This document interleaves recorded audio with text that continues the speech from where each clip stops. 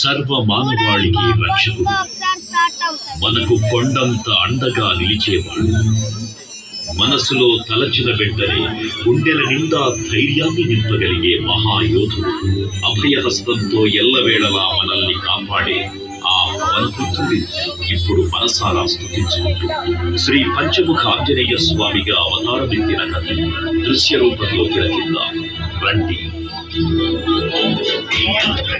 ప్రసన్నాజనీయం ప్రభాదివ్యకాయం ప్రకీర్తిప్రదాయం భజేవాగం భజేదం పవిత్రం భజే సూర్యమిత్రం భజే రుద్రరూపం భజే బ్రహ్మతేజం. అది రామాయణ మహాయుద్ధం భీకరంగా సాగుతున్న తరుణం. శ్రీరామచంద్రుడి సారథ్యంలో వానర సైన్యంతో విజృంభిస్తూ లక్ష్మణస్వామి తనతో పోరాటం చేస్తున్న రావణుడి కుమారుడు ఇంద్రజిత్ తలని బాణంతో ఒక్క వేటుతో వేరు చేశాడు. ఇంద్రజిత్ మరణం విన్న రావణుడు ఆవేశంతో ఊగిపోయాడు. ప్రతీకారం కోసం పాతాళ లోకాధిపతి తన సోదరుడు అయినటువంటి మహిరావణుడి సహకారం కోరాడు. సాయంత్రమీ రామ సంకీర్తన చేసి నీ రూపు వర్ణించి నీ మీదనే దండీ మూర్తి గావించి నీ సుందరం పెంచి నీ సదా సుందరై రామ భక్తుండనై నిన్నే వచ్చెదను. నీ కటాక్షం చూచితే వేడుకలు చేసితే రామురాలించితే నన్ను రక్షించితే.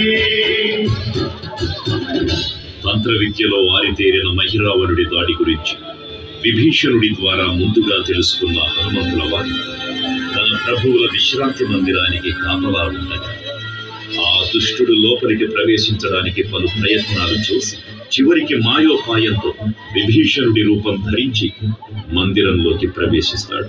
నిద్రిస్తున్న రామలక్ష్మణులను అపహరించి పాతాళ లోకానికి తీసుకెళ్తున్నాడు.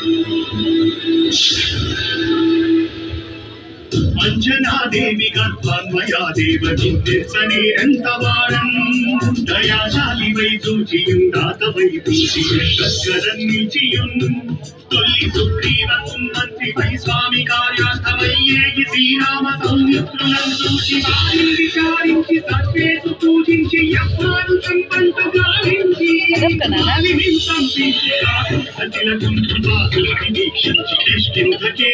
శ్రీరామ కార్యార్థమై లంకకే తెంచియుం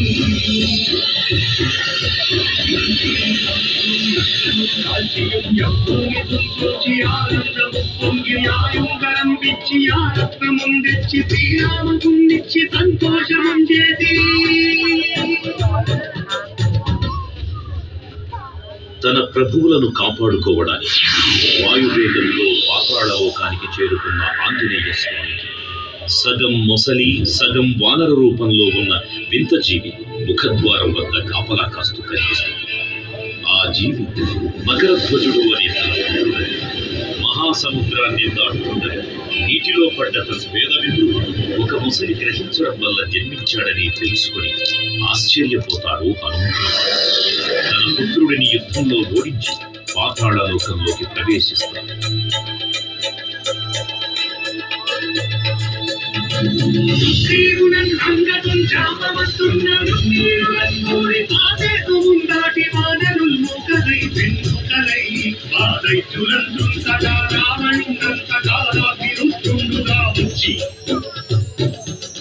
బ్రహ్మాండమైనట్టి ఆశక్తిని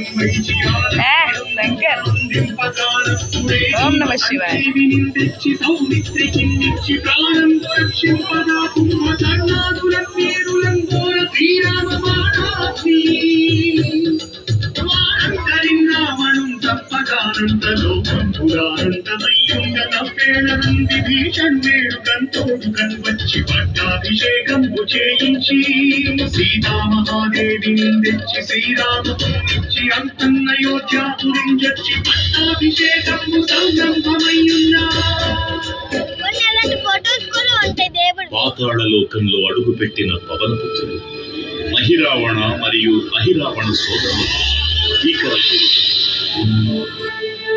5 దిక్కులలో ఉన్న 5 దీపాలను ఒకేసారి ఆర్పడం ద్వారా మాత్రమే వారి మరణం సంభవిస్తుందని చెప్పారు. అప్పుడు మహాబలి 5 ముఖాల ధారణ చేసి పంచముఖ ఆంజనేయునిగా అవతరించి ఏకకాలంలో 5 దీపాలను ఆర్పివేసి ఆ దుష్ట సోదరులను తుదముట్టిస్తారు.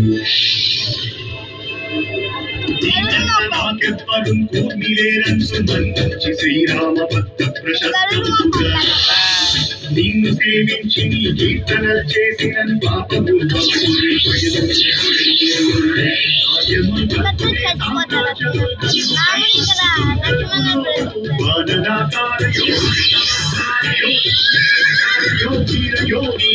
నీవే సమస్తం బ్రహ్మమంత్రం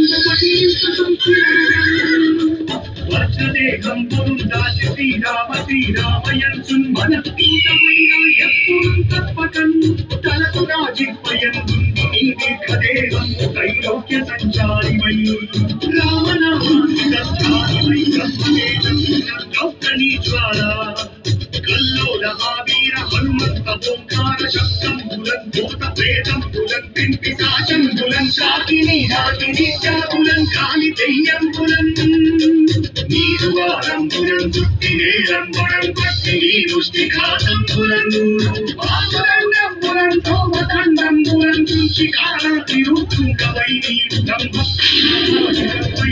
బ్రహ్మదేశం బులం చూచి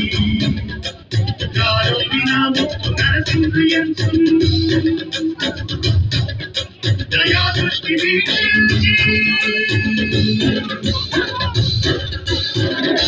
నన్నేలు నా స్వామి ఓ ఆంజనేయ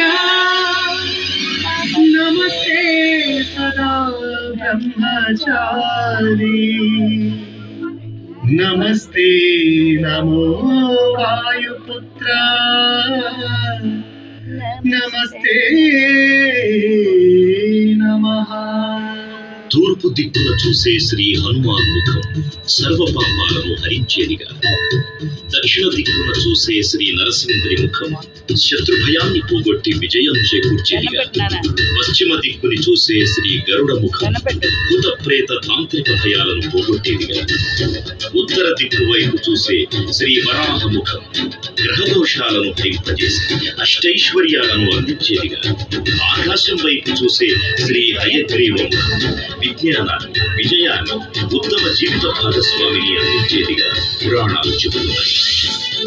కావున భక్తులారా, అన్ని విధాలుగా మనలను ఆపుకుని శ్రీ ఆంజనేయ స్వామిని మనసారా స్మరించుకుని ధరించండి. శ్రీ శ్రీ శ్రీ మహావీర బజరంగ బలికి